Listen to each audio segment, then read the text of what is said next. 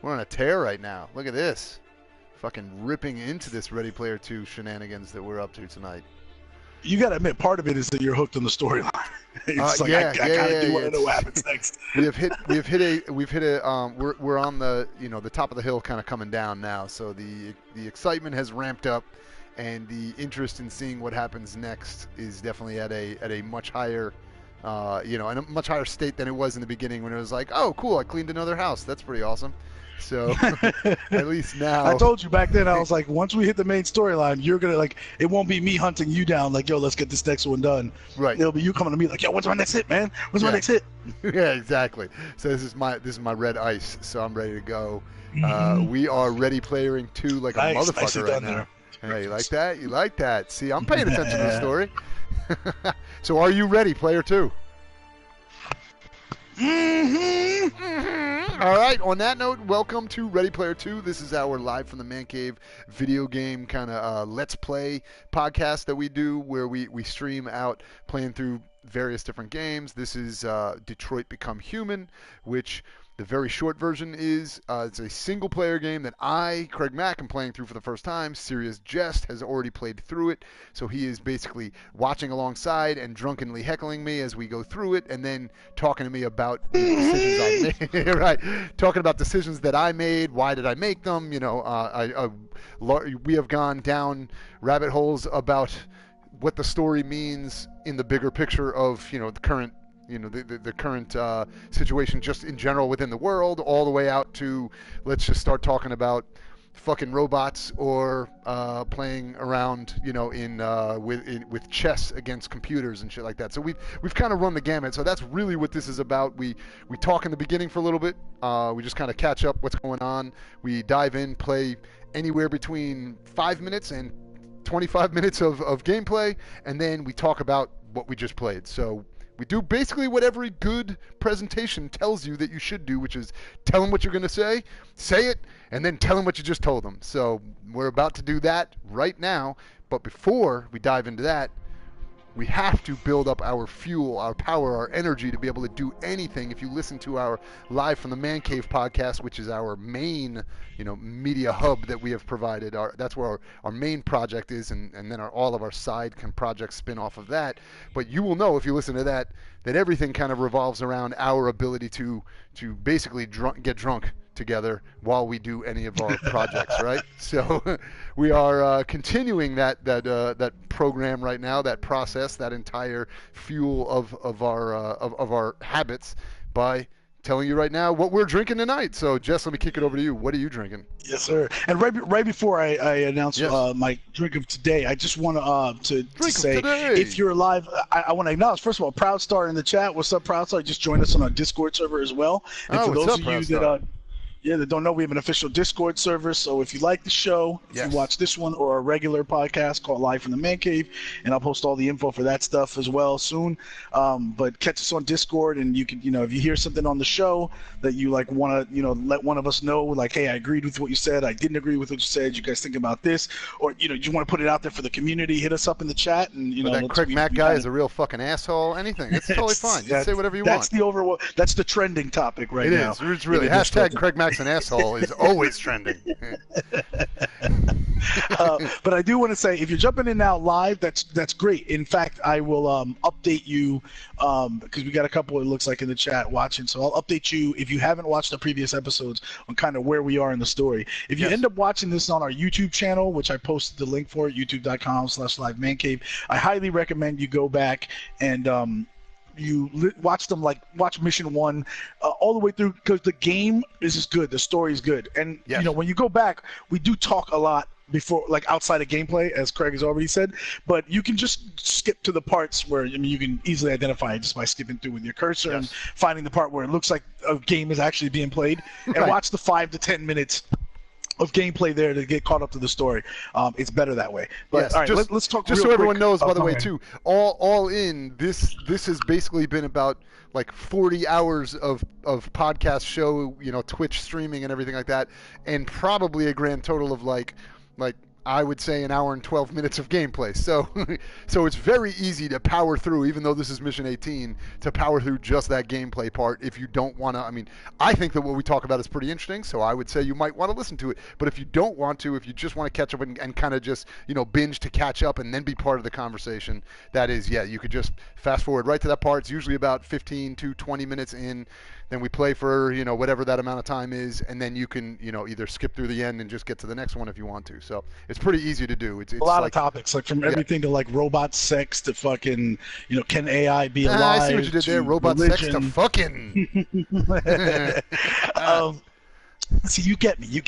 Yeah. But, and by the way, I do love that Proud Star said he's going to go grab his own brew right now, his own alcoholic drink to share with us and watch. But for those of you, if you're watching this on video, and a lot of it is the talking, this is a perfect kind of show if you're going back and listening to old ones. If you're not live and you want to be if you don't have the ability to be active in the chat, then you could just have it on in the background listening. Shit, like you could play it in the car if you want, like, and just have the volume on Twitch hooked up to your Bluetooth or whatever.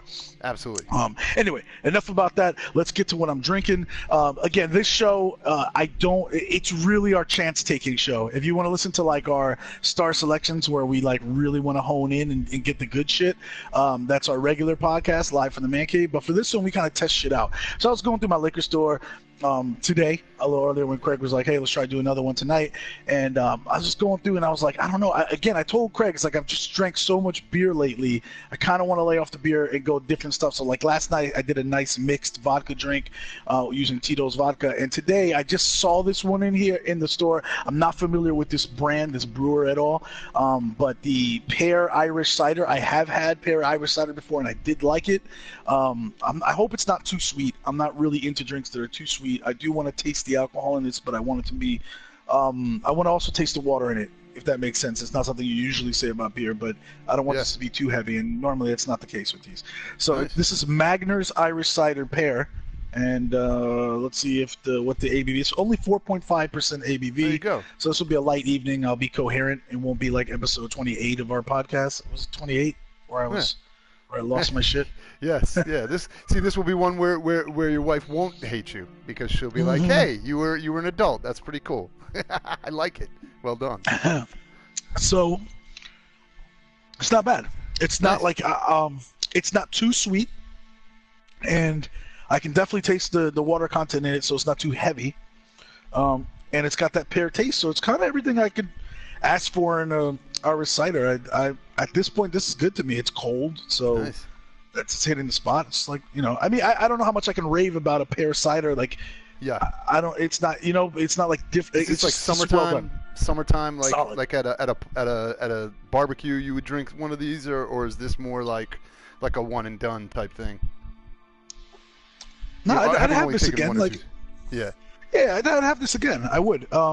No, I mean, could you drink a couple of these like outside, like at a, or is this absolutely, or is this the kind that you would have one? You can barely taste the alcohol. Okay, so that's no, you can barely taste the alcohol. That's even so that's a concern, and it's funny because now I'm glad we have Proud Star in the chat.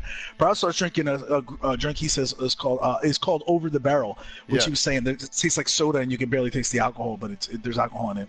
Right. And we've done those as well too. And I'm a fan of the Not Your Father's because there's enough alcohol in there to remind you that you're drinking an alcoholic drink, but it's not, but it also tastes like, I didn't feel like going beer tonight, so I'm drinking the soda. He says you can hardly taste the alcohol in it, which is a good thing for him. So again, if your palate prefers things that, like, if you don't like the alcohol taste, but you like to get fucked up, then, then it just depends on your palate. Right. So sometimes he you just highly want to break, recommends, like you said. Sometimes you just want to take a little, shift it up a little bit, and your palate's just in the mood for something, a little bit different. It's a perfect palate cleanser, but still be able to, like, hey, I just want to, relax a little bit tonight and get some alcohol, get a little bit of like a nice little, kick, but nothing too heavy or anything like that. I think it's like it's a counterpoint to your traditional, IPAs or stouts and shit like that we've talked about obviously a million times. Right. That's awesome. So, and Proud Star's ABV is higher than mine by a full percentage. 5.5. I wonder what Blackie Cherry tastes like. Oh, God. Is that like wacky black cherry? Yeah, I don't know. That sounds vaguely. It makes me a little uncomfortable, that name. Yeah, I don't know if I ever want to I don't know if I want to say that. Sounds weird. Hope that was a typo. Yeah, I really I'm a hope it big was. fan of cream soda. I'm a big fan of cream soda in general. So if you throw alcohol in it, Yeah. That might be one where I actually don't want too much in it because I don't want it to then change the taste. Yeah. But yeah, so if you're in a place that carries that over the barrel, so where you at? Arizona area? Somewhere? Because I've never seen over the barrel over here. He said he got it in one of like the cheap stores or whatever. Yeah, I have not either. I don't think. I mean, maybe if I Googled it and looked at the label, I would, it would jump out at me. But the name does not jump out at me. Oh, Indiana. Oh, he's in Indiana. Oh, out by Jim. Out by Jim Sardonic. Yep. Nice. Yeah, it was a typo. He said. Yes, it was a typo. So it is actually black cherry. Well done. Okay, I feel way more comfortable about this now. Yeah, especially damn, a drink called Proudstar coming in with a Blackie vengeance, making a controversial statement out the gate. Especially if it's being sold in Arizona, in Indiana, and it's called Blackie Cherry. I definitely don't trust it. Exactly. I'm back on board again. Maybe now I'll support this over the barrel thing. Look, Proudstar is not white, so he gets a little leeway with that kind of stuff. He's a person of color like myself. Perfect. He's at least I think you're a half Native American, right, Proudstar? So that's dope. I think he told me he's Cherokee too. Oh, well, I like how we're just blowing up his entire spot, telling everything about him. You're just like, hey, I'm also going to read off his genetic testing report that I just recently got. I swabbed him last time we hung out. Yeah, exactly. I'd like to tell you his ancestry DNA came in. Well, just to give you an idea that it's not like some random white dude from Indiana coming in here going like, like, hey, check out my Blackie Cherry. You're like, okay, oh, speaking God. Of this, I do feel because he did put it in the room. He's half native, Mohawk, and Blackfoot, which is cool. I'm just also glad he didn't say Blackie Foot, which would have made me way more uncomfortable again. I'd be going all over the place with not knowing how this conversation is going to go.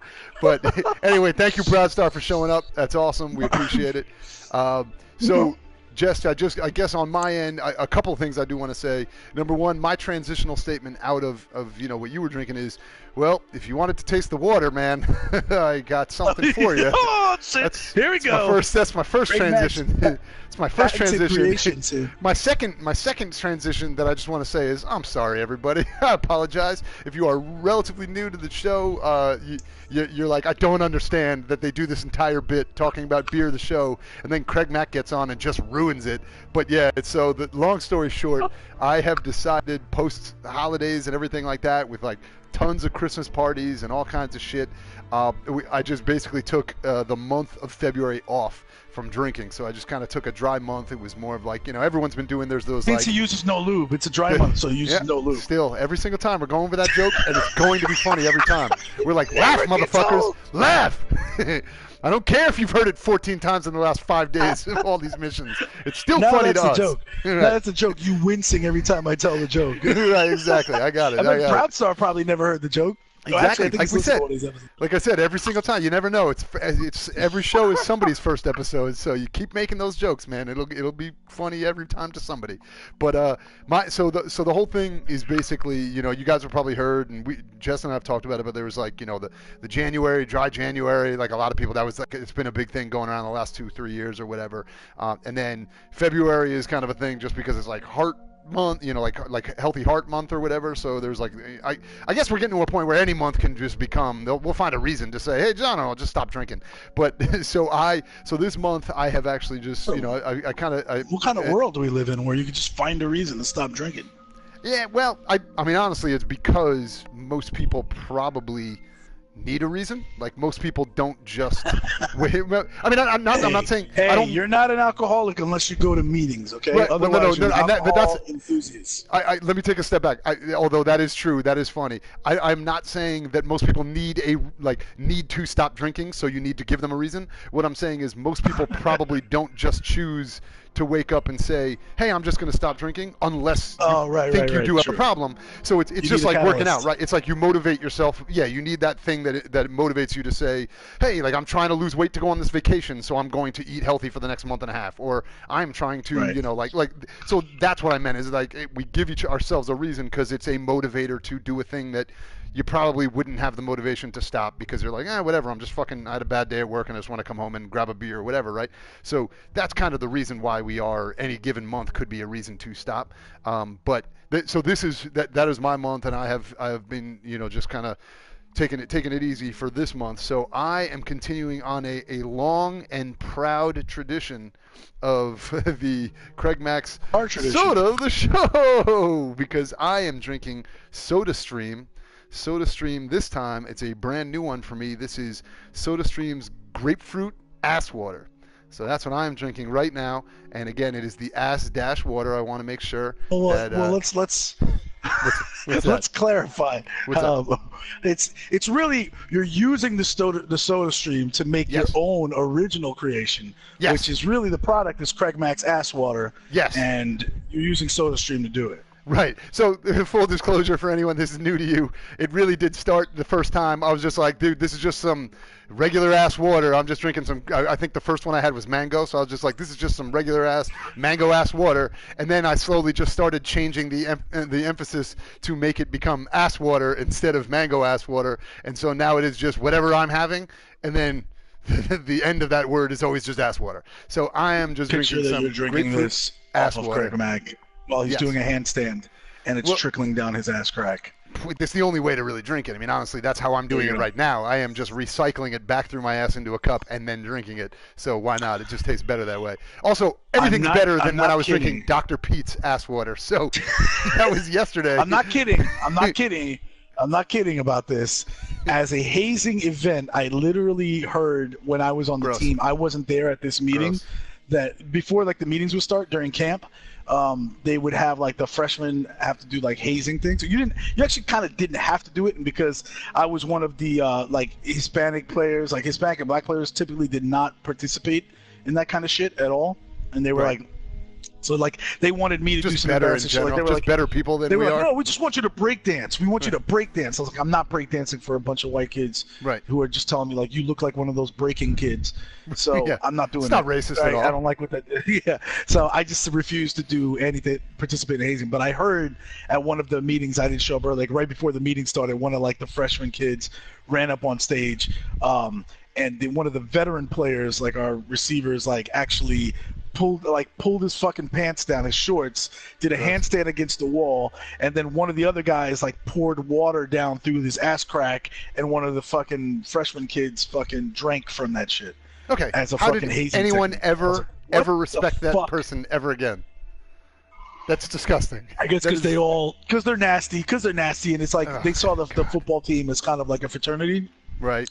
Or as a fraternity. In fact, like one of the captains of the team had said, none of you motherfuckers better join a fraternity. Fuck that. You play for the football team. Your fraternity. Right. Which, again, none of that applied to minority players because we just did whatever the fuck we wanted to. So that's amazing. amazing. Fraternity separately, and we did none of that kind of nasty shit. I do love how dumb that made the white kids look when they're like, no, I did this for nothing because I could have just been on the team anyway, just like those guys were, and not had to do any of this disgusting shit and fucking degrade myself. It's like, it kind of is only cool. It's only cool if everyone does it, right? Like, that's the only way you can convince yourself what you're doing is remotely acceptable. If you're like, it's the only way I could get in and everyone did it together. Right. When you see, like, 5 guys just standing there shaking their head like nah, fucking doing whitey. that, right. Yeah, like, then you just feel stupid. You're like, I'm not even kidding. The starting running back, I know you know who he is. I won't say his name here, but our starting running back was like he was like my mentor because I was a tailback. I was one of his backups, and like he kind of took me aside. We ended up being roommates, but he took me aside and was like, "Yo, listen, the white boy's gonna try to get you to do some nasty shit. Don't. You don't have to do that shit." I was like, that's good because I ain't doing that shit. Because I'd rather take a fucking beat down than drink some fucking serious ass water. You can beat me in if you need to, but I will not be drinking ass water in to get on this team. Oh shit, that's amazing. So anyway, I'm so sorry. So what kind of ass water is on the menu today again? This is grapefruit ass water. So it is, it's legit. It's legit. I'm excited.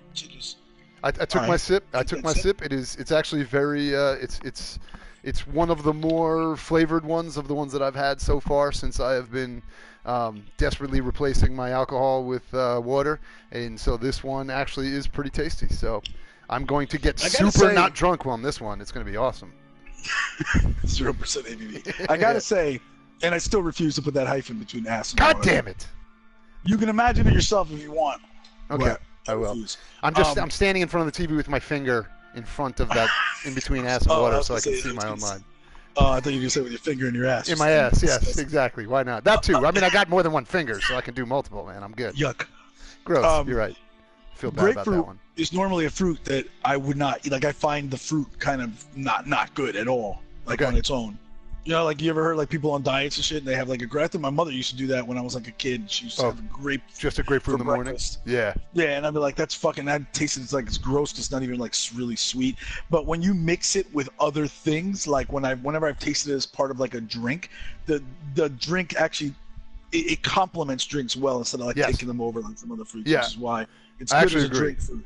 I agree. I do not enjoy grapefruit as a fruit, but I will definitely have like grapefruit juice mixed in with other things. It's a nice mixer. Yes. It's good in other drinks and stuff like that. So that's why this one's pretty good, because it's just a like flavoring without being, you know, like eating a grapefruit, which to me is just like overly sour to the point where you're like, oh, I just taste like I'm just having a fruit that went bad, and I do not enjoy that. So yeah, this is good. This actually does taste kind of like something that you could mix with an alcoholic beverage, and it would like probably mix pretty well, because it would give you enough of the back end flavor, like you know, kind of cut like a nice vodka mix would cut the flavor a little bit. You know, it'd be a nice complement without overwhelming it. Exactly. I think that would actually probably go well. Which I had our liquor of the show last show. So yes, that is the one that when you had your what was it, your Hawaiian drink of the show. This shit was dope, man. Yeah, it was pretty baller. Frozen berries and the banana bits. It made me jealous. So anyway, so as we get ready to get into this next chapter, which is called Spare Parts, one more thing, actually, it just made me think of it. Proud Star, glad to have you in the chat, because it just reminded me of, completely racist, because it's just reminded me, I was playing Red Dead Redemption earlier. Nice. Nice. Okay. You like that game? You guys play that game? In a prior podcast, you talked about this, Craig. You gave your actually in our last podcast, you talked about it during the Man Cave Battleship game, and you said that out of a marry, fuck, kill between that and two other games, you put that as your kill. And I was like, wow, I thought you really loved the game. And you clarified that it was the solo that you loved, but the online kind of sucked. So I've been playing online and just started playing it. I gotta say you were right. It's kind of like not that fun. What's keeping me going is there is a story. I don't know if that was present when you played it. There is an actual story. Yes, you can follow. They do have that, which is the thing that actually made me most excited, because I was like, oh, this is cool. They actually put in like a legit story where, you know, you get picked up by that lady, like that she like breaks you out, and you like how you become kind of involved in this mission for revenge or whatever. I was like, oh, that's awesome. And then immediately after that, you're just like, okay, I just have no idea what to do. But to get to that, well, I mean, you can on the map, all your next steps in the story are listed. So the problem is on your way there, you're getting shot at by 9-year-olds. Or like for no reason. Like, okay, so and you this can be game caught is in like an infinite loop, loop of like being murdered, and you respawn, and then they just murder you again. You respawn, and you're like, oh, this is just dumb. And like, especially for me, because like I'm jumping in now for the first time, and other people have been playing it, so I got like level 42s running around, just gunning me down with with like fucking weapons that I don't have access to yet. Yeah. And I shoot them 5 times with my repeater, and they're like, right. Yeah. And they're you know, like I mean, literally the first time I played, and I think it was me and Whacker. The first time we played, it was like we just posseed up, just the two of us. We ran up against like a posse of like 4 dudes who literally, it felt like, I mean, I guess it felt semi like realistic to what the Wild West was probably like, but it was just like 4 dudes on horseback just riding around us as we were just like, run, like we're trying to run to get to our horse, and these dudes are just like, just running around fucking shooting at us, just yelling shit into the microphone and stuff. And I was just like, oh, this fucking sucks, like, because we couldn't even get away from them, because like they're shooting at our horse, they'd knock our horse down, so like we couldn't get on the horse, and then they would kill. And I'm like, I don't even get what this is. Like, what value are you getting from this? Because we don't have anything that you can steal. Like, so, because we literally just started, 20 minutes ago or whatever. And so you're just like, basically like, you're just spawn camping us. Like, you're just like, the moment we come back, you just come back and kill us again. And like, I think eventually, and I don't really remember because I haven't played it much really since we talked about it on the Marry Fuck Kill, but like I think there's like a thing where you can like call for a truce and say like, all right, like I don't want to fight anymore, like I concede defeat or whatever, but like it's not really it's not very easy or like user friendly to figure out how to do that kind of shit.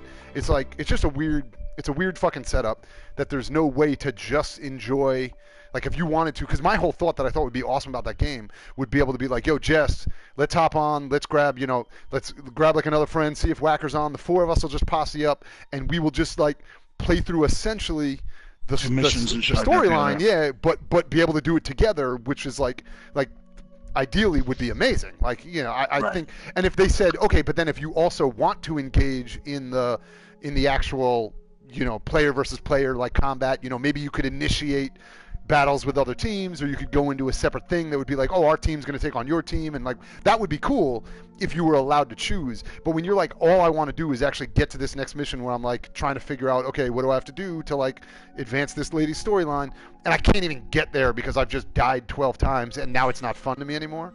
It just seems like they took all of the worst learnings from GTA 5, like sucking shit when it first came out, and then they like over 4 or 5 years, whatever, have like improved that thing so much, and then they just started this thing right back exactly like they learned nothing from GTA. They just like, Yeah, like, hey, you know, it's a breeding ground for fucking 9-year-olds to go around and get their rocks off. exactly, just fucking spawn camp and kill everybody, and then, you know, whatever. Because like if anyone who played GTA 5 remembers, like the whole thing, you'd start up, you got through that very first like cutscene, and then you'd walk across the street and some dude just fucking fly by in a car and just run you over and take all your shit, and then you start over again. Or hit you with an Uzi or some shit. Exactly. Or you'd get, you know, a drive-by shooting as they came by or whatever, and it's just like, okay, like fine, I guess that's fun for you, but like there's no way for me to say I don't want to do this anymore. I just want to actually enjoy this like world that's populated by people without just being constantly, you know, populating and killed and spawning and killed and whatever. It's just it fucking seems dumb. I don't mind. So I don't mind the danger of other people. Like there's times when they do it really well.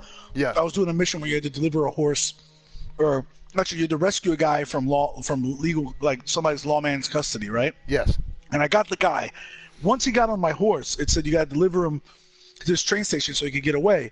And then on the way there, it said it notified me that I was now open to have rival players Try to take you out. come and steal my kill the dude. Right. So I'm totally cool with that. That's part of a mission now. They've opened up the open world, and now like there's like another side that gets to come into my mission and fuck with me. Exactly. Right? And instead of that being, it would have just been the computer trying to do that. Now it's actual people, which that's actually cool because they're just like they're replacing what would have just been AI with people. That's fun. You there? Yeah. Sorry, okay. I was trying to. I thought you were going to talk longer. No. I'm trying to take another bite of my pizza. No. I was just, I was just saying. I thought you disconnected for a minute. But like, the fun thing is when they integrate it that way, where you're like, oh, it feels like it is the single player game, but instead of it being AI attacking me, it's now people. That's fun because you're like, hey, this is literally. It feels like there's a real challenge, right? It's the real challenge of like the most dangerous game. I'm going up against other people that are going to be way less. What's the word I'm looking for? Like you know, you won't be able to expect or plan for what they're going to do. They're not as predictable as the computer would be. When the computer is just like, oh, okay, he's going to run over to there, and then he's going to pop his head out, and I'm just going to line up right there and shoot him in the head as soon as he sticks his head. Like, you know, you can't do that. It's like that's cool, but they didn't stop there. They made it be. It bleeds over into every fight, like even getting from place to place, and you're like, fuck. And you could say, oh, and even like the statement, like I guess like some people would justify it the way that you kind of said begrudgingly, and that like, well, I guess it's like the Wild West. I guess people would maybe be able to really do that. But yeah, in the real Wild West, people just didn't run around just murdering everybody that came at them. Exactly. And now like. And there might have been a couple of psychopaths that were like serial killers and doing that, but you know, like where now it's a war zone where like because a few people did it to you, now you're like, well, I'm just gonna shoot the next person that comes across me in the head because I don't want them to do it to me. And now everybody just does that. You know, and there needs to be some kind of limit to your ability to just, you know, grief everyone. Just attack people. Yeah, exactly. Grief. That's basically what they're doing. It's just fucking annoying. Like I tried to roll into the town of Blackwater to like find the next guy on the mission. It's like you can't walk in there without down the street. There's people bucking shots at each other. And the other thing is you could limit the effectiveness or people's like, you know, inclination to do shit like that if you put everybody on the same like level on the server. So you could do like some other games have done where like, you know, there are various servers, and if you're a level 44, you're not ending up on my server. You don't exist in my world. Yeah. Right. And then if they got to pick on somebody their own size, maybe they're a little more likely to choose their battles, right? Yeah. Well, you know what's funny about that is Proudstar because agrees with us on that too. Have you played the game Proudstar? You want let us know. Yeah. So the one thing I was going to say that was actually very cool, and this shows me where I'm like, I know we've talked on this podcast specifically, even just on the Ready Player 2 is just about like, we're not saying we're better at designing games or whatever, but like there are times where we're just like, it seems so obvious the way you could just make it be, where you could put in areas where it's like, okay, you're entering into an area where now it's like, it could literally be called like the Wild West, and you've entered into this area, and now all bets are off, and so shit could go down, and like, but if I leave that area and I can go complete other missions, I only interact with people as, like you said, where like a switch flips when I initiate a mission, and they're like, okay, now you're trying to, let's say it is you have to kill this, like a bounty, but now other people are linked in and they're also trying to kill the bounty, so now you're all trying to hunt after that person. Like, that shit would be fun, because I remember there was like this time that seemed really cool when I was playing with Whacker. Like, we were going towards a mission. This was after like that shitty thing I was telling you about, where we were in that cycle of like resurrect and kill and resurrect and killed and whatever, until eventually they just got tired and rode away. So we were already kind of annoyed. But then there was this moment where we're like riding on our horses to get to, like, I think we were heading towards like Valentine or something like that or whatever for like a mission, and we see off in the distance there's like a fire lit, and we could tell it was, you know how you can create your campfire wherever you are, so that's kind of your, like, the place where you'll spawn back at and whatever, So we could see one of those off to the, like, like a little bit off in the distance. It was like, not just like a red dot on the compass, but we could actually see them, in the map or in the world.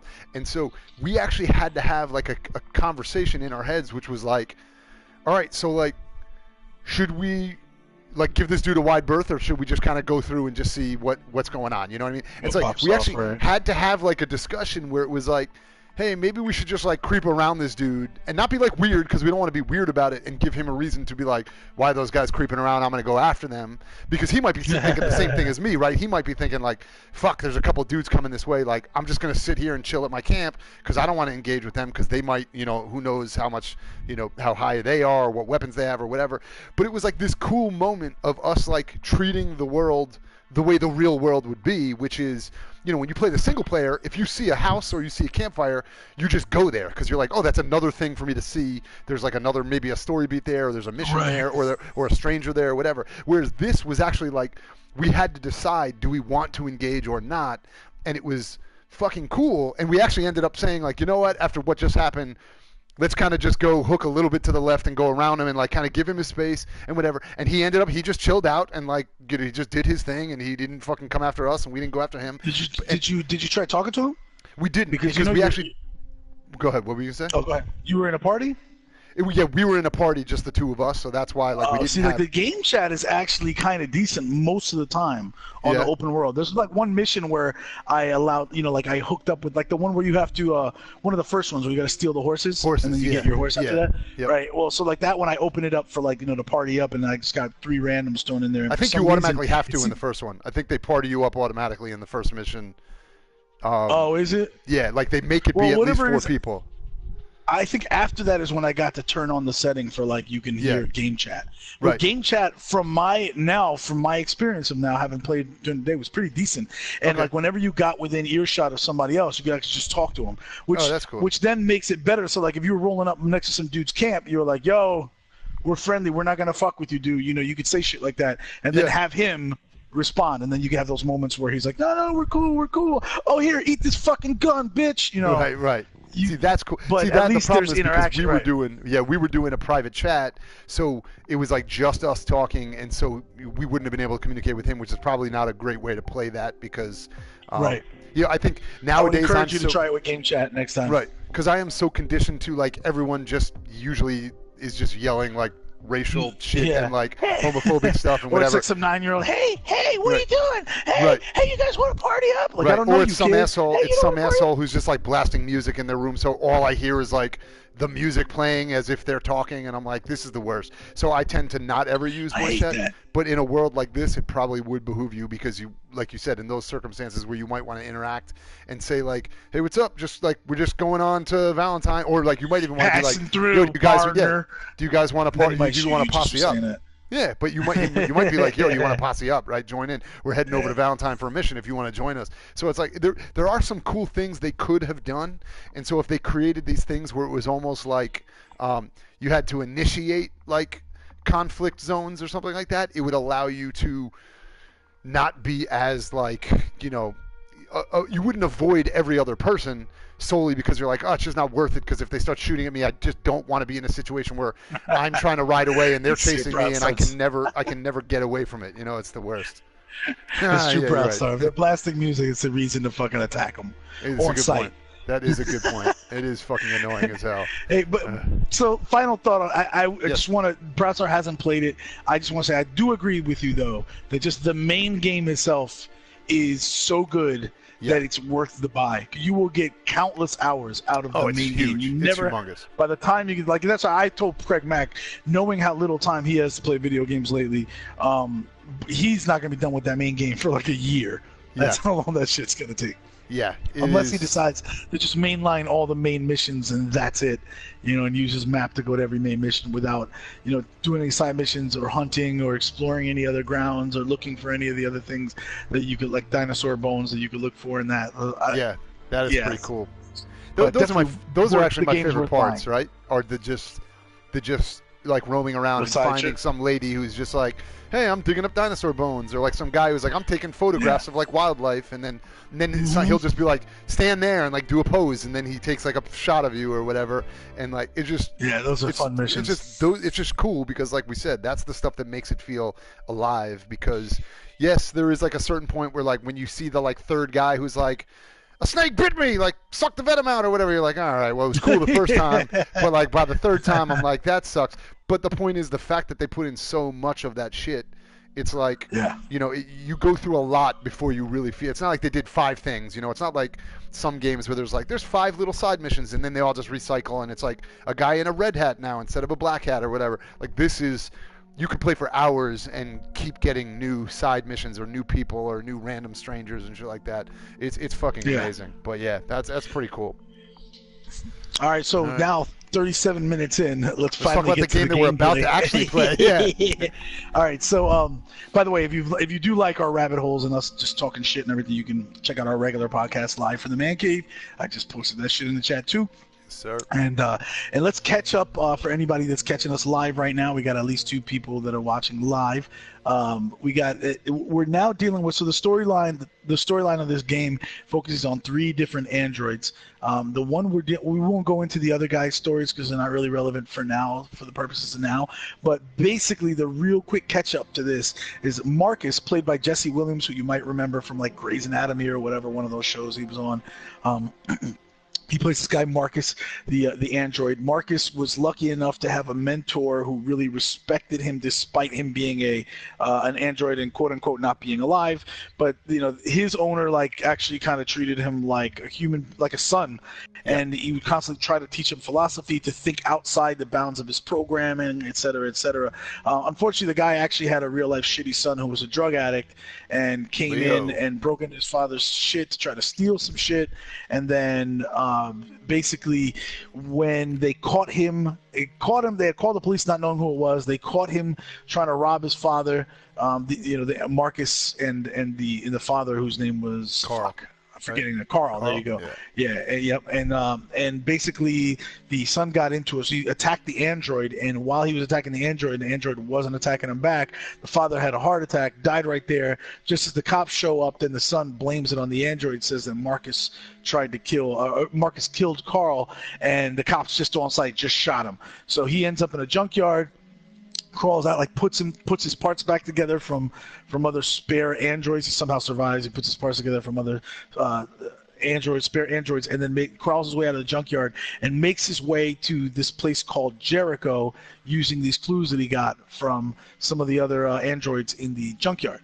Jericho ends up being a ship an old broken down ship in the harbor of Detroit, and there's a bunch of other androids who have escaped their masters and have gone deviant, like broken their programming, and are living there as what they see as free. But Marcus, now having heavily studied philosophy and what free really means and the meaning of life type of deal, says to them like, hey, you guys are dying out here. You got all these androids dying, and you're just like basically in a hospice, like waiting in a dark, dingy ship hospice waiting to die. Why don't we attack one of these, or not, like infiltrate one of these CyberLife warehouses that has the spare parts that we need, and like the blue blood, special chemical the androids need to stay alive, and go get that, bring it back to our hiding place, and save a lot of the androids that are dying here before our very eyes. And they all, the 3 androids that are with him, the 3 other like main leaders of the settlement of Jericho, basically end up agreeing with him, although they have kind of different temperaments and different goals and different priorities. Also, this is where we see the actress Minka Kelly. If you're not familiar with her, she's fine, but she's in this too. Yep. And so that's where we are now, spare parts. So what you're saying is that Marcus was saying you got to get busy living or get busy dying? Is that what you're saying he said? Get rich or die trying. True. Yeah, or he said that too. So now they have all decided that just surviving in this essentially a homeless shelter until they die is not really the fucking way to go. So we are about to break into CyberLife for the first time, right? This will be the first time we've seen anything CyberLife specific other than the store where they sold the androids in the very beginning. I don't know if that was the CyberLife store, just a regular tech store. That was a CyberLife store, yeah. It was like an Apple store, basically. In some respect, Connor has been on some kind of CyberLife ground. That's one of the other androids. Yes, he's gone CyberLife ground and talking to that like Oracle lady or whatever. Which seems like it's like the digital version of where the androids go, kind of to check in with the hive mind, or at least that's my perception so far. But this will be the first time we see an actual CyberLife, location. So I guess we'll get a chance to see, because we've said many times, compared CyberLife to Apple as a tech, tech company. So I wonder, what this looks like. So, all right, I think we've probably covered just about everything. 42 minutes in. Are we ready to jump in? Let's play. Yes, sir. Let's jump in and do this. We'll kick it over to spare parts. Let's see what Marcus has to say. Marcus. Marcus. She's the best. All right. God, that last one was fucking tense. So let's see if this one is a little bit more chill or not, or if I'm gonna have another. You mean the one before the last? The last one was actually pretty mellow. Remember? And yes, the last few one. now Yes, are gonna... you're right. The two episodes ago. Yes. All right, here we go. The next few are gonna be pretty cool, like exciting. You'll like them in their own ways.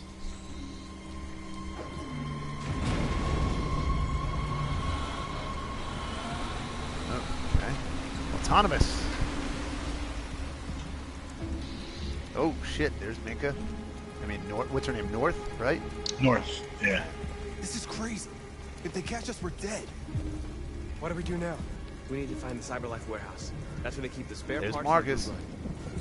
Follow me. All right, North has fucking got a plan, I guess. What's happening? Why is it showing behind me?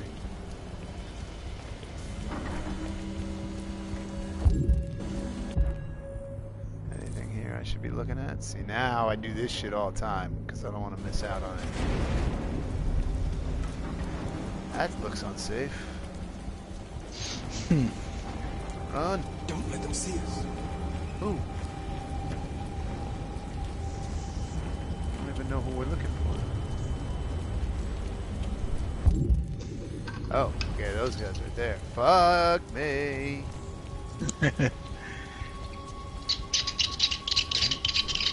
Oh God, what's happening over there? You alright, dude? I'm using this one of the Christmas presents my wife gave me, which is this new chiller thing. Works for both bottles and cans because it's got different pieces to it. Nice. So that was the suction that. Oh, I remember those pulled things. the bottle out. Now what do we do?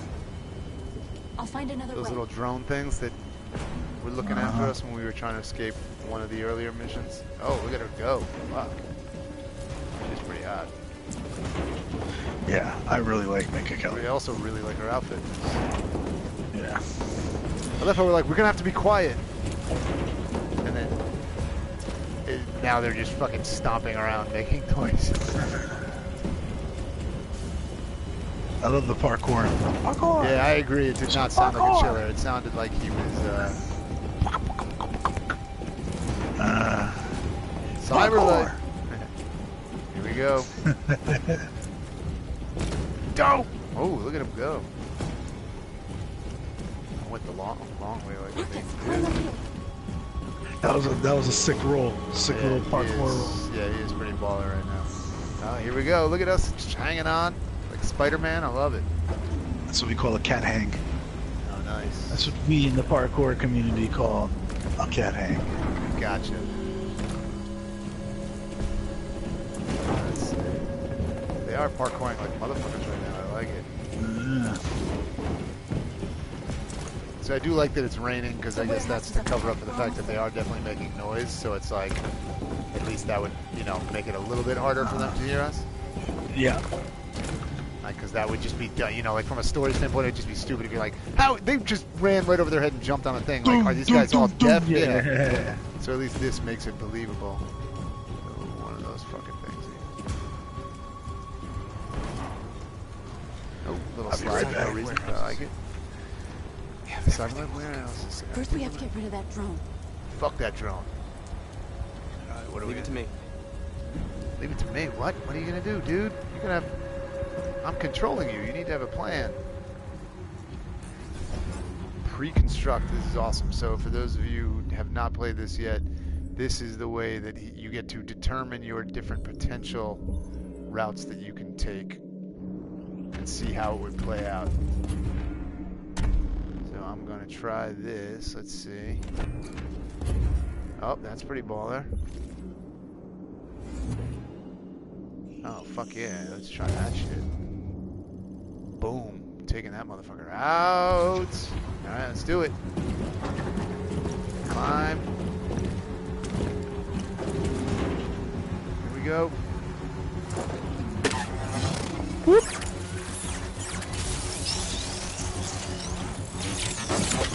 Gotcha, motherfucker. You okay? Yeah, I'm fine. Oh, Good job, cool as fuck. Marcus. Marcus is a baller. Quick, Oh, open the North other is crates starting to and like fill your me. bags. Take as much as you can.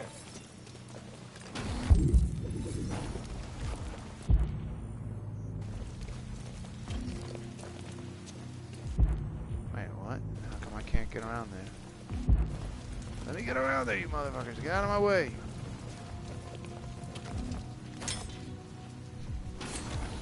Here we go. That thing seemed very easy to open, but that's okay. I'll take these. I'll take these. What are you looking at, Minka? Oh, fuck. Whoops. You guys were not trespassing on doing a private great job Your keeping an presence eye out. constitutes a level 2 infraction. I will notify security. John! Goddamn machine! Where is it this time? Oh, no. Oh, I didn't want to kill him. Fuck. Oh, well. That What sucks. are you doing? I told you to... Oh, my bad. Sorry, dude. Fuck! Thick! I did not think that through. I fucked up. Sorry, Josh. Shit! Oh, I'm really bummed out about that. Let's finish up and get out of here. Alright, that was not my plan, but Find okay. some blue blood. We still don't have enough. Fuck. Back, would you fucking murk I somebody? did. I fucked up. I just got nervous. Like, they showed a bunch of things happen and the timer happened again, and I thought I was just, like, scanning. I didn't read what it said This to was do. tough. Yeah, I thought I was scanning for, like, my options of things to do. And I just went mouse, like, I moved it over the thing, and it was just like, oh, you're murdering this man now. I'm like, all right. I mean, I guess. So That wasn't you, my goal, though. so you, So I just killed it's the a good guard. defense. Yeah, Good defense Josh for is murder. not- It's like, I yeah, killed him because the timer was running. Right. I mean, they made a fucking timer, man. Isn't that how most murders happen? So the Josh is a little bit resentful of me right now. He's pretty bummed out. Oops, I killed him. Yeah, well Also done, said it doesn't Proud sound like a chiller. I don't know. What do you think? It sounded like a fart? No, it sounded like you were jerking it a little bit. Rubber. Oh, jerking it. Okay, there we go. Oh, that's more acceptable. Yeah. Weird. Don't you want to be free? So you got a bunch of spare. Yeah, why not? We're doing it. Don't you want to be free? Yeah. Oh, there we go. You can join us. Got him. I like that he's just all in now on this. Like, he is a fucking, like a revolutionary right now. Well, he's been taught to be one. Yeah. But he was, you know, I mean, isn't this story with a lot of, this is like a theme, right? Like a guy that has the power to do great things, but he's tethered by a family that keeps him kind of like, I got too much to lose. Yeah. You know, and then he loses the very thing that was tethering him, and now he's just fucking... That's all we can carry. Let's She's go. looking at him like, oh my god, I want to do you. Yeah. All right, they're all like, I guess they got over the God. fact that I murdered that man. Oh, cool, this dude, you He's on fucked their us. side. We can't trust him. No, We can't just leave him here. yeah, we're taking. We can't bring them back with us. It's too dangerous. No, I'm taking him back. If I get the option, you're They coming come with us. dude. North, shut your mouth. I go back and forth very easily. What do you mean? Josh is back to neutral. There we go. Trucks. Simon's bummed They're out. full of biocomponents. They run No along blowy with for you tonight. Yeah. driven manually with a key. Where is this kid? Where's this key? Down there, in the control station. I like But how I that didn't guy ask just you, flipped. Proud Two Star. human guards. Oh, I go like ahead. that guy just Without flipped being sides noticed. with me immediately just because he saw Suicide me Marcus. murder his Our fucking bags partner. are He's full. like, We got this what guy's we came for. baller. Let's I'm go with him. before they catch us. I think he saw you free those other dudes, and he's like, wait, I want to be free. And if we Yeah. get killed, our people will have nothing. We can't take that chance. It's too risky. Yeah, I've already established. I'm down with risks. I'm down with risks, Wait son. here. If I'm not back in 10 minutes, go without me. Marcus. I'm coming with you. No, I'm going alone. It's not worth it for both of us to risk losing our lives. You might get that blowy after all. Yeah, all right. Back to the blowy is on the table. He said, no, it's not worth it. I respect that. She was like, fuck. Better watch out. fuck So you Josh is so resentful of you. All right. So I was gonna ask you before, Proud Star, which flavor are you having today? Over the barrel. Just curious. Get the brand new flavor in here. Here we go. All right. I'm going for it. Grape. Oh, there's a dude right there. This. dogs. What the fuck are they barking? Nice. Oh, fuck. Wait. Could be the no, I weather. don't like this. They don't like storms. Fuck you. Yeah. I was gonna take my kids Fuck. camping this weekend. Oh, shit. Yeah, hell yeah. Am I still in zone 4? Dick. Looks like it. Oh, man, Nice. we're doing But it. it should I'm be doing done it. already. Better off in here than out patrolling. at Take night. that gun. I do not want to kill these guys, but I do want to threaten the fuck out of them. Oh, nice mustache, dork. What are you, a 70s porno star? He's the worst. That guy sucks.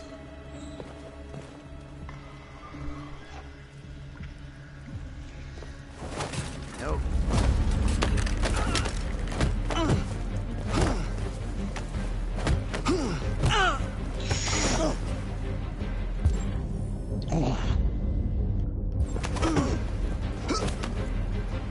Uh-oh.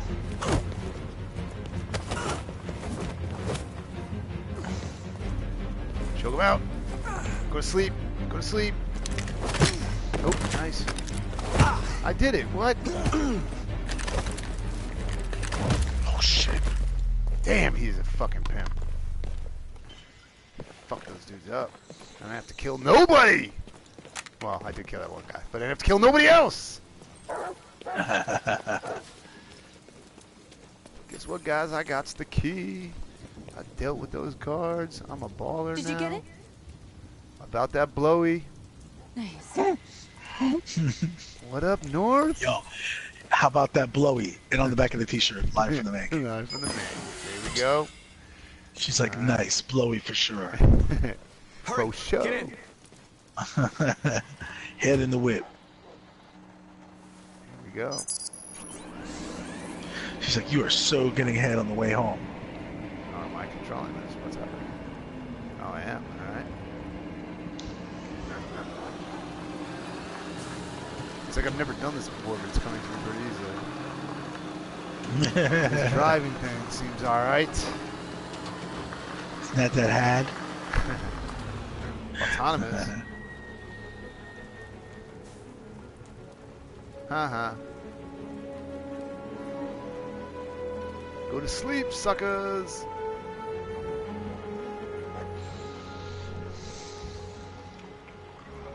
Shit! Really bummed out that I killed that guy though.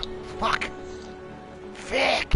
It's not my goal. There was also, like, I would have felt better if I had to kill one of those dudes, because they actually were trying to kill me. That guy just walked around the corner and was like, "Yo, what's up, dude?" Ah! And then I stabbed him. Yeah. You're like, murder! Bio components for everybody. We couldn't have done it without Marcus. The murderer. Oh, they admire me now. There we go. And now she thinks I'm a friend. She came around pretty hard. Because Friend with benefits. Simon, also a friend. free to live in the dark, hoping that no one finds us. Josh is like, you alright? He's like, I'm undecided, motherfucker. I mean, you did get us all bio components, but you did murder that dude in cold blood. So for relatively zero reason. To smile, love, or stand tall. I don't know about you, but there's something inside me that knows that I am more than what they say. I am alive, and they're not going to take that from me anymore. Our days of slavery are over. Oh, slavery. What humans don't want to hear, we will tell them. well, I mean, that's what it they don't was, wanna right? give, No, I That's know. what it is. Take. Okay. We are people. We are alive. We are free. This guy's like, I just woke up, and this seems pretty awesome. I don't know who any of you are, That's true. but I like this party.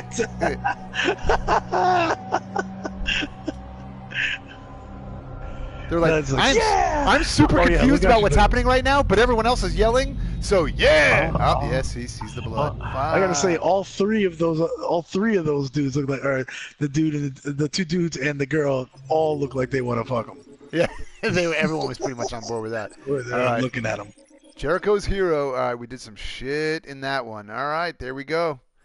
Another mission down. Yes, sir. A Yeah, lot of yours. stuff I did gotta say, not see. yours played out much quicker and different from mine. Really? I only got Yeah, I think 53%, so there's a lot of I got stuff 57%. Okay. But you had to make choices in this, so I don't think it's necessarily things that you missed, Right. more so than you made choices. Different choices. Right. Mm-hmm. All right, so as we typically do By the at way, this Brown point, Star, we that does run sound through- good. The description sounds pretty good. I like A&W Yeah. cream soda a lot. That does sound awesome. So as we typically do at this point, we'll walk through the decisions I made and kind of just talk through stuff, whether it's just kind of talk about the decision I made, some of the stuff obviously we talked about while it was happening. Right. Just will differentiate some of the decisions he made that may or may not have been different. And then we also kind of break down some of the stats. We'll compare it to the world stats to see what people did, differently or similar to the decisions I made. And so we'll go World from there. stats? So, the world stats. So we're going to go from there. I'm going to flip those on real quick, and we will jump into it. First thing, we always just run through the spare parts. It says public opinion, still skeptical. Jericho, by the end, I got to admired. North and Simon are both friends, and Josh is still like, I don't know, you murdered that guy. So, I can't immediately, I can't just dive into this friend thing. Yeah. I'm not gonna lie. I've got my reservations. Right.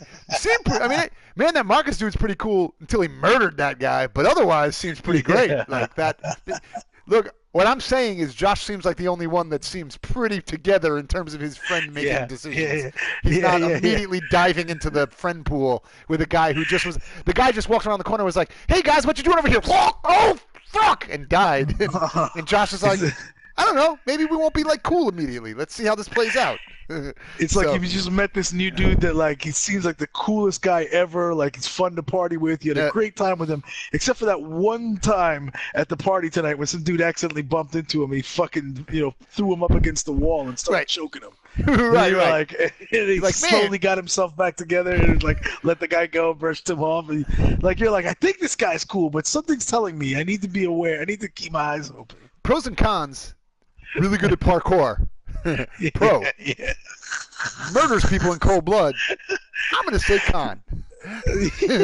So let's see how this goes. On a limb. Yeah, I mean, I don't know about you, but that's what I'm thinking. My name's Josh, by the way. North, you seem like you're tying your horse to a cart very quickly. Yeah. That you may want to. North is like, I like the way he punches people. He's strong. I'm gonna fuck him. I like his eyes. He's like, I don't know. Remember, did you like his eyes when he stabbed that poor guy? Anyway, all right. So let's go see what happened. We're going to jump in, throw on the world stats at this point. So we'll kind of burn through the beginning because this is just stuff that happened to everyone who was hunting for parts, climb onto the dock. Well, I do got to say that, like, I love the. I mean, it's.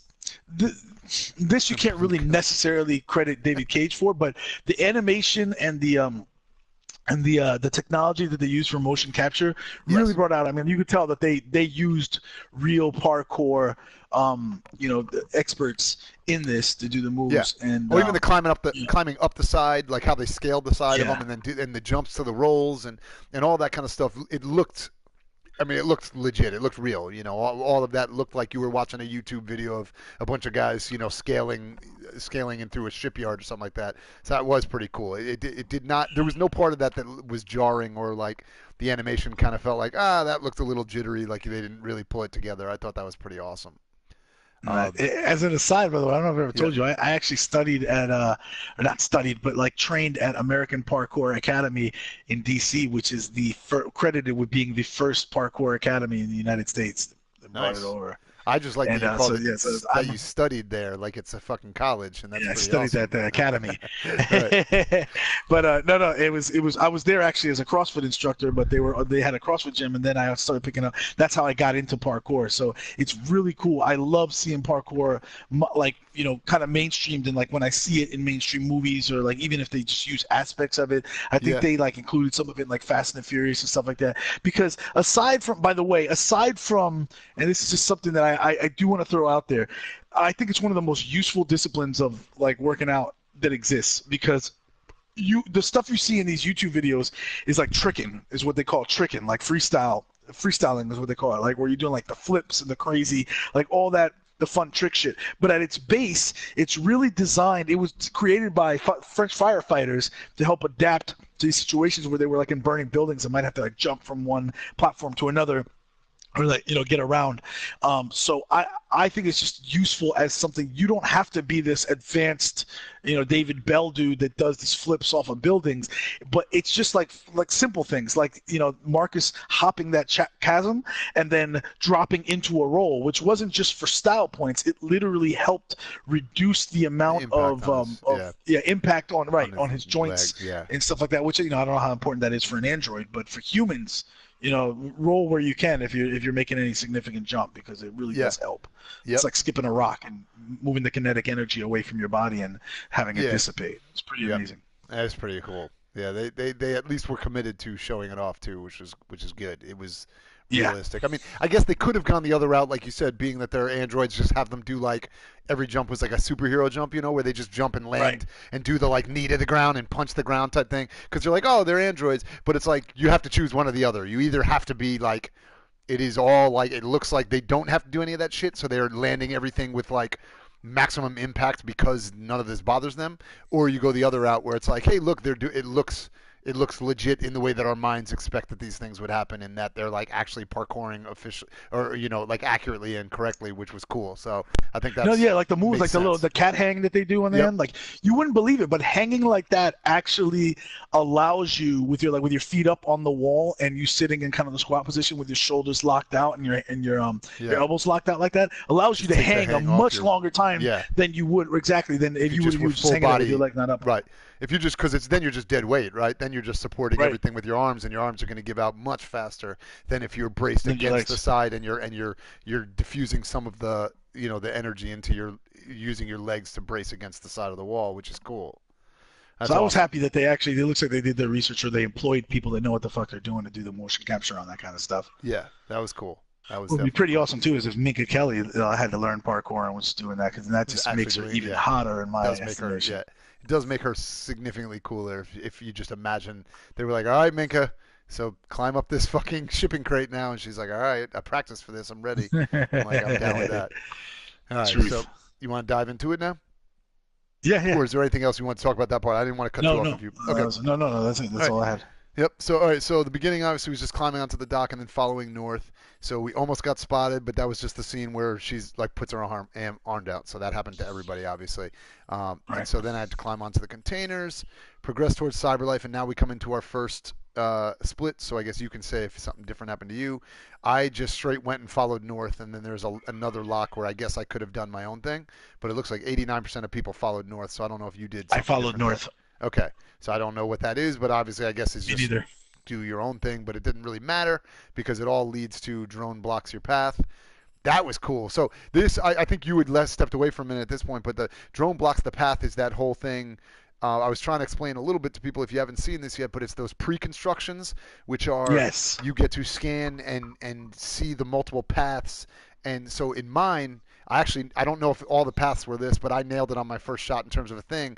But you can pre-construct where he actually will determine like, oh, you got to a certain path where the final jump he wouldn't be able to make it, or you wouldn't be able to run along this wall for this jump. So it actually will roll back the pre-construction. So the whole thing is it's basically this like he's pre-constructing his path to see which is the best potential path. And that was the one we did when we were first getting into Jericho, when I had to find a way to get up to Jericho into the boat. So it's cool to be able to do that again, and I enjoyed doing that.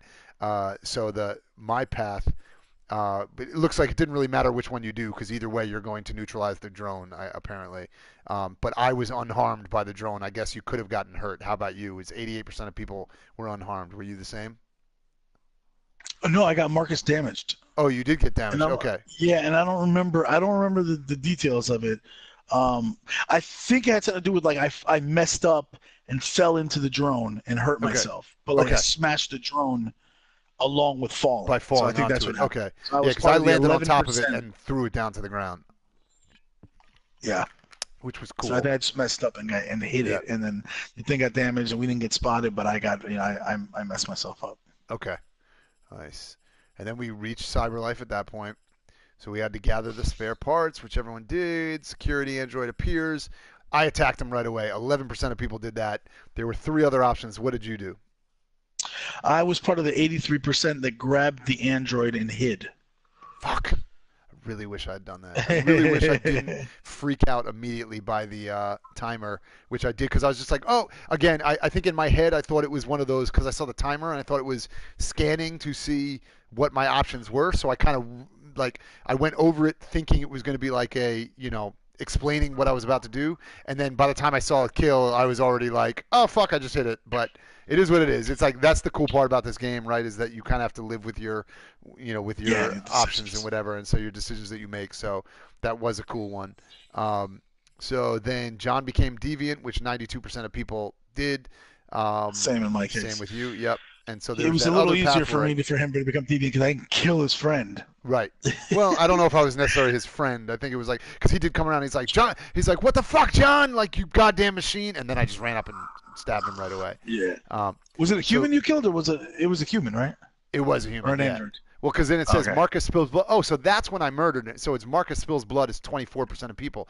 So I guess there was another thing I could have done. Obviously, that middle path could have branched out into this other thing that could have led to spilling blood, or maybe just like knocking the guy out or hiding from him or whatever. So I guess So for me, Marcus spill blood is not lit. John does become deviant for me. Then there's so underneath, see where it says John becomes deviant, and there's the other one beneath that. Yeah. That one says for you, guard searches for security android.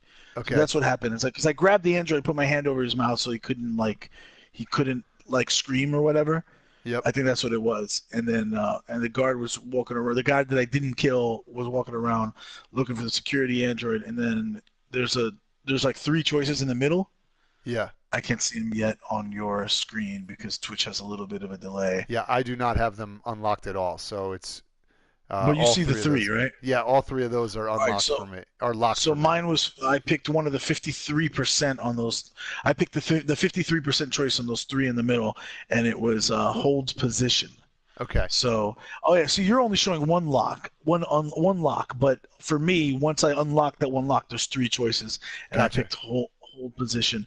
And then past that, you see where underneath Marcus spills blood. Yeah. So I held position, and that leads me to human guard leaves.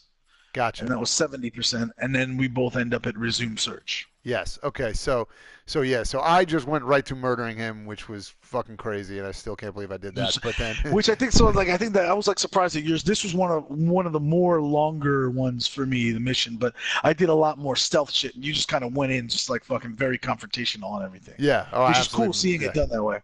Yeah. It was definitely much more. He went that route, which I could tell. I mean, obviously they went back and showed him looking at his hands, so there's some degree. Oops, I murdered him. LOL. Yes, that is. By how the way, I feel. like North just needs the blue goo. Needs to be on the Live from the Man Cave T-shirt. That is pretty great. Well. I'm down with that. North needs the blue goo. Resume search. 94% of people. So again, I don't understand who didn't resume search. Oh, because there's the lower path could have just gone right down, and you would have missed if you didn't go to the creative androids, if you had just walked away. So 94% of people found the creative androids. Did you as well, obviously? Yeah, of course. Did you free the androids or leave them? Hold on a second. Okay. 75% of people freed. Wait, find the creative. Oh, okay. So I was looking for in the past. All right, so resume search 94%. Find the creative androids. I did, and then I freed them. Yeah, okay, 75% of people. So 18% said to leave the androids. 75% freed them like we did, and then John wants to join, and I, as the 80% of the people, accepted them. Only 14 refused. Did you also accept? I accepted 80%. All right. Yep. Okay. Yep. You're there. And then John mentions the key, and I was in the 72% of people that accepted. 7% refused. I did. I said we need to get those. Yep. And then we need to get those parts because. Yeah, absolutely. We definitely needed that. That made sense. And so this, I actually want to see if you did something differently or not, because I know there was a couple different options. So we entered the room. Mine went very different. The control room. Yeah, because I found the key immediately, like 71% of people did. There was obviously one thing that looks like you could have not found it at all. And then I was part of the 21% of those people that threatened the guards. Instead of threatening the guards, I picked the third option out of those three, and it was create blackout. Nice. So I created a blackout in the little security thing by ripping out some wires that were on the wall that I looked for. Yeah. And it was 31% people did that. So neither one of us. Actually, there was no majority option. It was a plurality option at the most, because your 21% plus my 31% is 52%. But I guess there was like a 48% option. Well, no, because it's up to 71. It comes out of 71%. So it literally is. It's almost a 20 option. So mine was the most common. It's equally split almost. Yeah, they're relatively equally split. So the one thing that is interesting, this was one where I felt like my earlier impulsive decision guided this decision, because at that point I felt like once he just murdered that other guy, that he would have probably been like, all right, I just have to threaten these dudes because like I'm already kind of here. Whereas I think if I had gone more stealthy, I probably would have gone more stealthy here, because I would have felt like, that's the route, that he wouldn't go like, I'm creeping around out here, but now I'm in here, I'm just going to go right at them with a gun. So it actually is funny that the game kind of started to define its own decision. Yeah. Human rationale. You're like, well, life's already on the table. Yep. Might as well just double down now. I have to double down, because now like I've already fucking made a decision for it. So incapacitate the guards was 19% of people I did. So you went a different route altogether. So what were your option next? Avoid guards. Okay, you avoided. I got 44%. Is that the small one under? Is that the one underneath incapacitate guards? Like underneath the one that's underneath that on mine?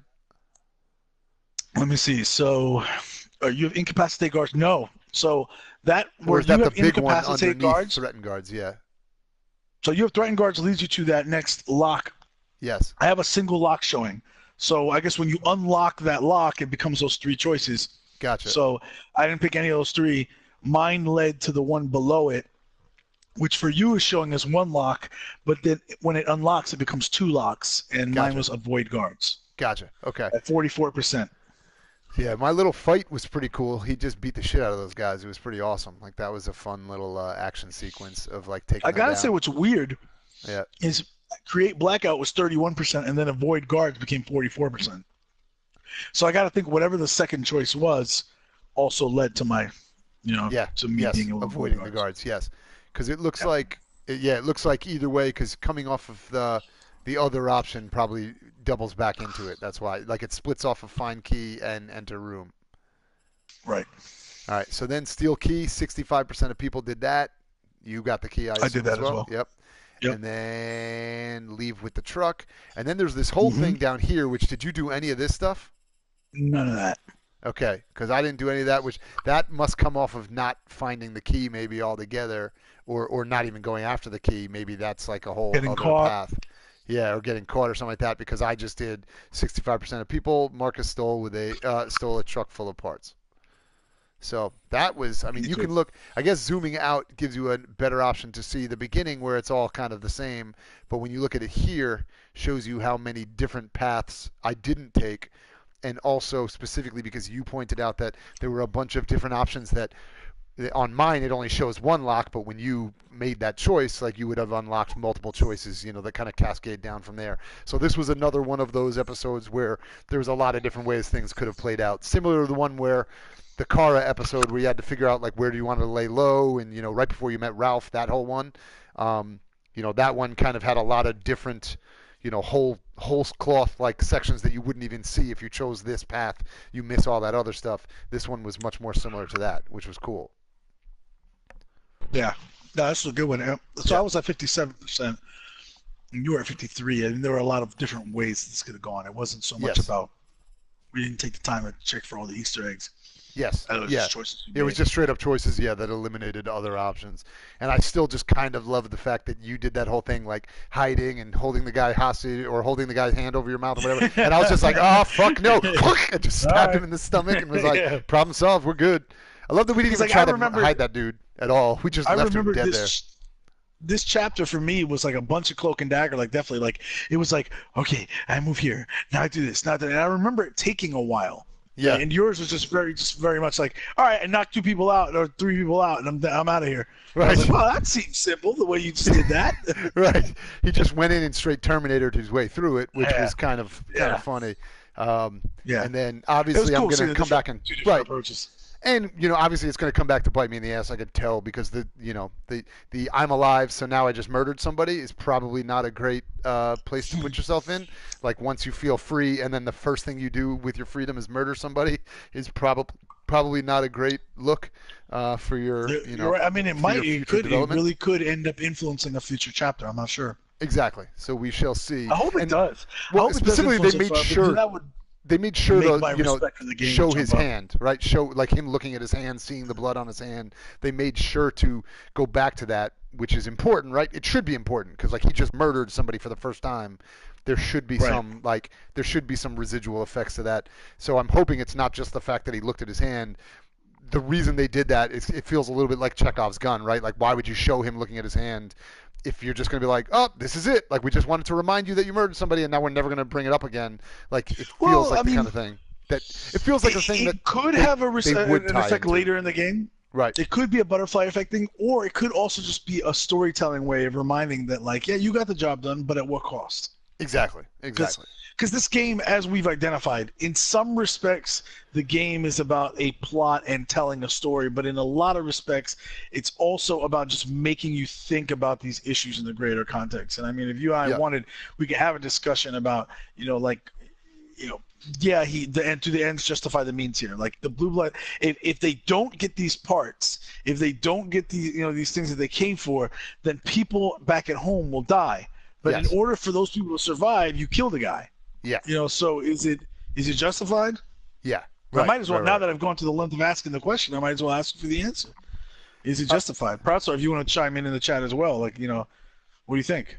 Yeah, I mean, I can say from my point of view, I mean, it's pretty evident based on my reaction just right when it happened. Like, I wouldn't.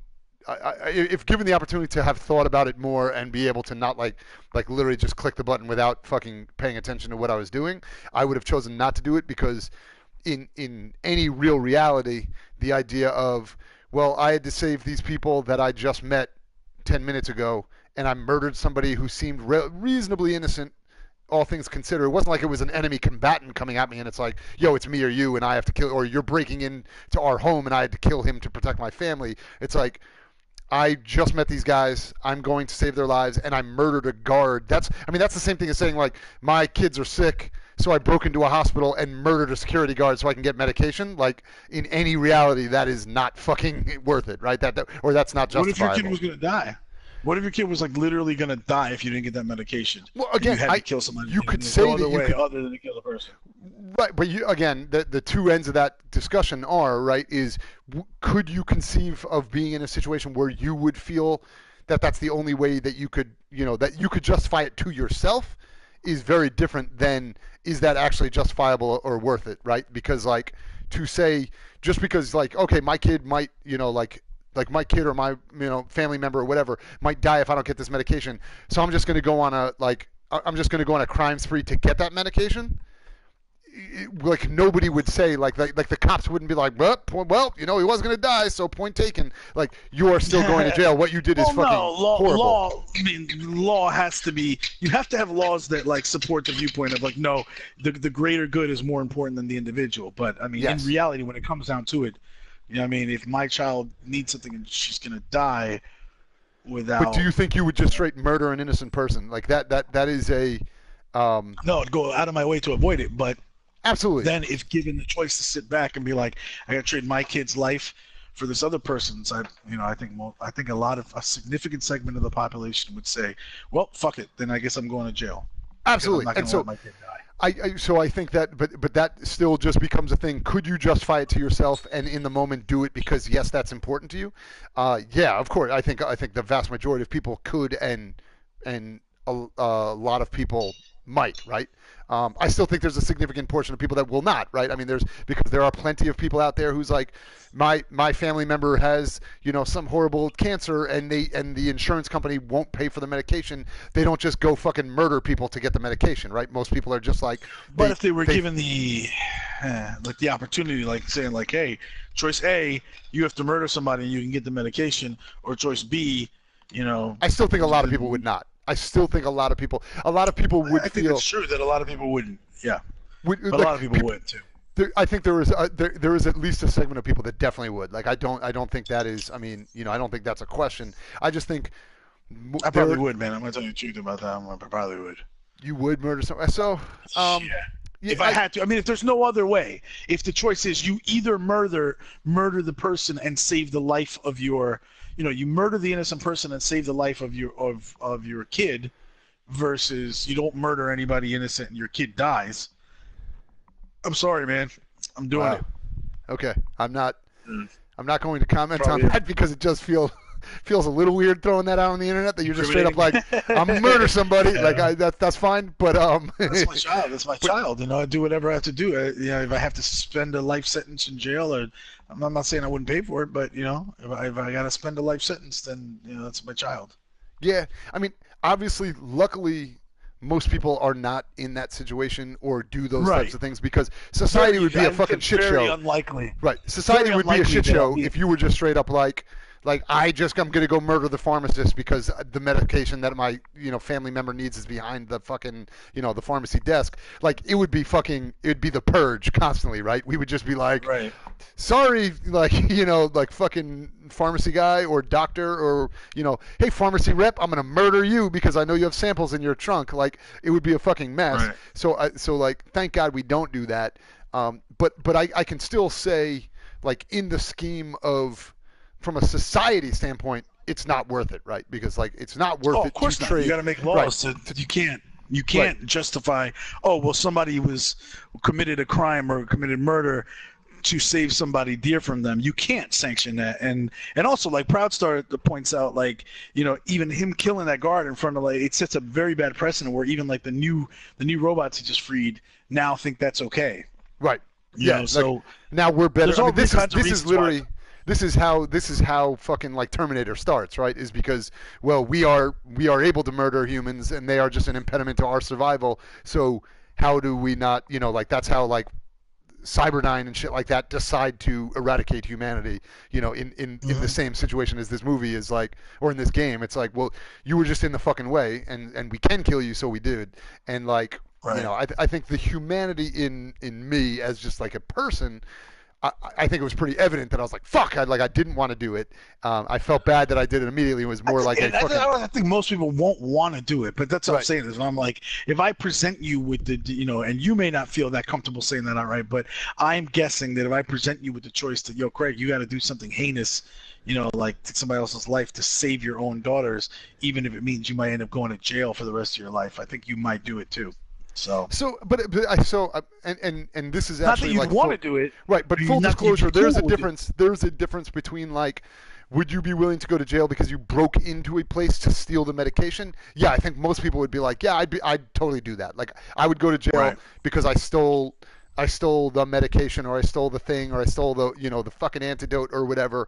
Like, I think that's a thing most people would openly, even in a super hypothetical situation, would be like, yeah, fuck it, I gotta go to jail for that. Put my kid's alive, or my wife's alive, or my husband's alive, or my dad is alive, or mom, or whatever. Like, I think that is an okay thing to say.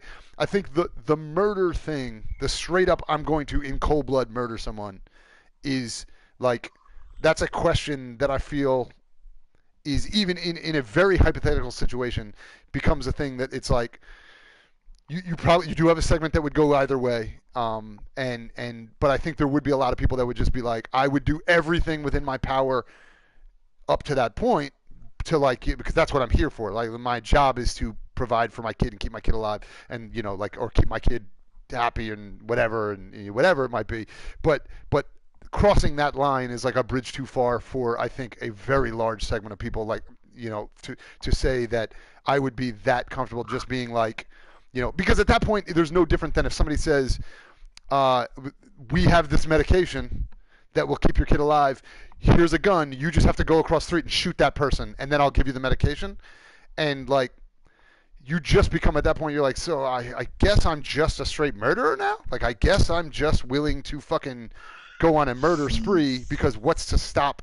Then they're like, well, now you need the medication like once a week to do it. So every week you're going to have to murder somebody for us to do it. It's like, at a certain point, there has to be some limit within yourself. Variables could change the answer.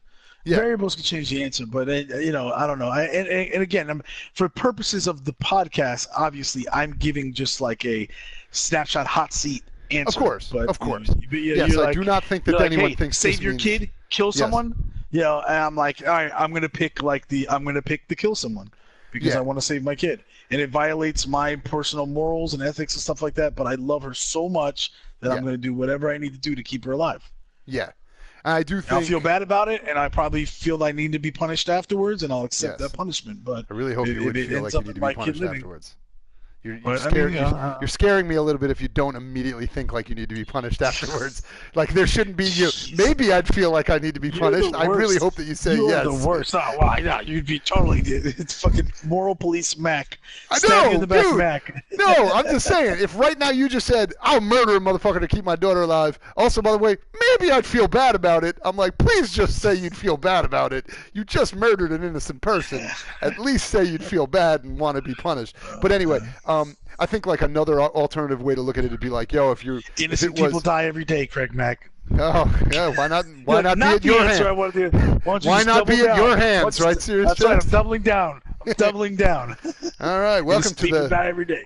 Welcome to the murder podcast. Jesus Christ, this really is. You are how the purge fucking starts, man. It's just the conversation of, well, somebody's got to die. Might as well be me. And then fucking next thing you know, the blaring alarm's going off, and we have 12 hours and fucking murder's on the table. But you want me on that wall? You need me on that wall. Right.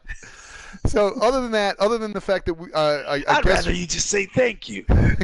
Other than the fact that we have just openly discussed whether or not murdering is okay, is there other things in this one that you think are worthy of of touching on that I'm not thinking of, or anything with the benefit also of foresight? Is there anything else that you think that we should talk about from this? Nothing that needs to be brought in at this stage. Yeah, I think that was a good one. I think this was a solid one. It was definitely exciting gameplay for me on my end. I thought it was exciting. Yeah. And it moved the story along great. Maybe not. But I mean, we did find. I mean, there were some greater issues as we saw. That they touched on. I don't think he was heavy-handed. I don't think David Cage was very heavy-handed in calling in those, but they were evident. Yes. But so overall, I thought this one was solid. What did you think? I agree. I think this was it was lighter on the storytelling, right? It was much more of like it was a little bit of a heist, moment. So it was more on the action or the tension, of pulling off the heist and whatever. So I don't necessarily know, like you said, are there tons of story beats to this one, because it was like, all right, get in that place and steal that shit, and then whatever, the kind of dealing with the fallout from it. Other than, yes, I do like the fact that he gave you those options of being a fucking psychopath like me, or being like a fucking, like a normal ninja like you were. But I think it'll be interesting to see how this carries forward. But I do probably say, from a story standpoint, the part I like the most is I do really like the kind of transition into a full-on embracing his revolutionary status, right? His fact that he is now he is the leader of this group of rebels that are kind of rebelling against society, and he got to even have his not, I wouldn't say cliche, but he got to have his standard required speech, like the motivating kind of Braveheart speech of motivate the troops and yo, we're fucking free now. And it was good. I think it was delivered well, and it wasn't too cheesy or anything like that. I think overall it was reminiscent of, it reminded me of Neo getting to the group of it,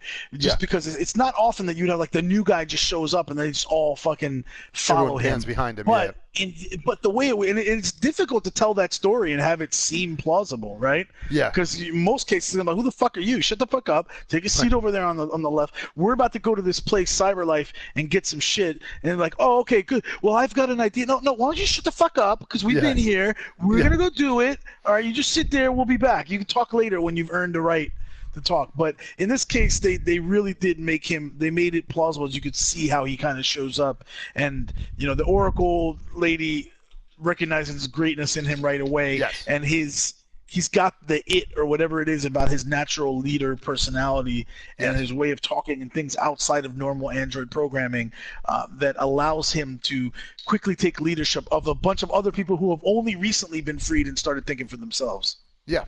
And some of the benefits, I think, through just the general storytelling technique of this kind of split thread storylines with multiple characters and the way they've done it, go back if you haven't listened to the earlier episodes. Again, why would you jump in here? But if you haven't listened, go back and you'll hear you'll be able to see some of the early world building of the characters. And I had some thoughts on some of the stuff, whether or not some of it was a little heavy-handed or not, and sometimes it is and sometimes it isn't, or whatever. But some of the good stuff about that early storytelling is they do create the difference between Marcus and these other androids up front, so that when that moment does happen, you aren't like, where the fuck did this come from? Like, why all of a sudden is he the fucking de facto leader? You kind of saw that he was already primed to be in this position. So when it happens, it feels more earned. It doesn't feel like a cheap kind of, just show up and, well, of course he's the leader because he's the one that the game's about him, so he has to be the leader. No, it felt natural that he would be the leader. So I think that part was, was they laid the groundwork well in the beginning, so that at least you didn't feel it was done, cheap. It wasn't done, without actually earning that story beat. So that part was pretty cool. Right. Well, yeah. No. So otherwise, this was a good one. I enjoyed it. I mean, it was cool. They had a bunch of the cool things that I like from a mechanic. I love the pre-construct. I want to see some more of that stuff. I like the anytime they go heavy on the branching paths. That's always exciting to me to see what happens and the opportunity. That. And it's exciting for me to watch it and see what you do differently. Absolutely. It really is. I'm really enjoying watching you make different choices than I did, and seeing how the story plays out. Perfect. The only thing I guess I was going to ask you was, what do you think about having robot sex? Anyway, so just kidding about that. Anyway, dude, this has been awesome. This was a good time. Thank you very much. This, as you mentioned, this is we're fully on the the train is off the track at this point, and it is rushing ahead, full speed ahead. So I'm excited to see what happens in the next story. What is the next chapter that we will be jumping into? The next mission for people. Hopefully tomorrow we're going to be able to bang out another one because I'm into this now. So what are we coming up to? This one I am another great episode in my memory, the Eden Club. I think you'll really enjoy it. Okay. And it features Connor. Oh, Connor. All right, we're back to Connor. Perfect. Okay, awesome. Cool. So we're not going back to Car. We're taking a little bit of break from her and going back to doing a little seesaw back and forth between Connor and Marcus, which is cool. And I think it's well documented on the show. I can't talk you into one more tonight? No, I actually have some shit going on right now that I actually have within the next 5 minutes I have to get done actually before the strike of midnight, so I do have to jump off. Oh, okay. But, all right, but cool. yeah, but we will see if maybe I can get some stuff done. I will text you and hit you up and see if we can get we can do another one tonight after midnight. That would be dope. Yeah. Once I get my stuff done. Like I said, you'll really like the next one. I'll be interested in seeing what choices you make. Perfect. All right, dude. Sounds good to me. Well, thank you guys for checking us out. Live from the Man Cave. Go check it out on the web, livemancave.com, and definitely check out earlier episodes if you have not yet listened to them, and catch us on the Discord. One thing we do want to throw out, because this is our Ready Player 2, this whole idea of whether it is playing through games and talking about them this way, or just getting together with some friends and playing multiplayer games. If you have ideas for games that you think would be fun for a future Ready Player 2, it's a perfect reason if you want to get in and ease your way into the Discord server, jump in and just suggest some stuff there, and then figure out all the other channels and other shit we're talking about and beers we're drinking and movies and TV shows we're watching or whatever, and you just kind of join the family that way. But otherwise, thanks for checking us out, and we will be back. I don't think I don't think I actually posted the actual Discord link. Yeah, let's throw that in there. Let's get that in there so people can find us. By the way, thank you for joining us, Proudstar. You really made this absolutely, dude. Much better by being a part of it. Dexter's Man Cave. That's pretty funny. Well done. Yes.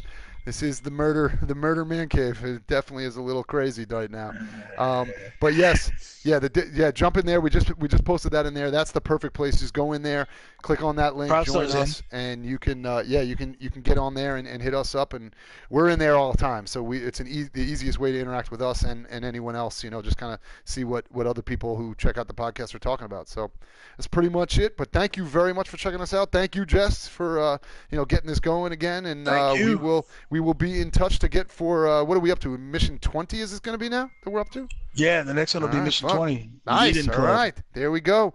All right, dude. Sounds good, man. Well, I will check you guys. Thanks again. Thank you, Proudstar. Thank you, Jess. And I will catch up with you guys in a little bit. Peace. Yeah, Proudstar, we'll post it in the Discord chat. See if we're going to, if we come back on. Absolutely. Make sure we post it there. We'll hit you up and let you guys know. Sounds good.